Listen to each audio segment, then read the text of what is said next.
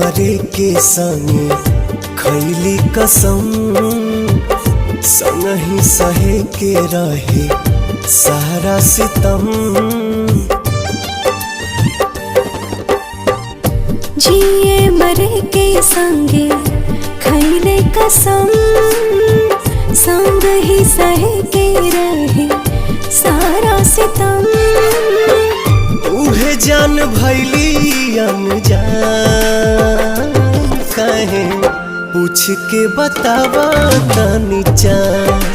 हे चान दूर काहे भैली हमर जान।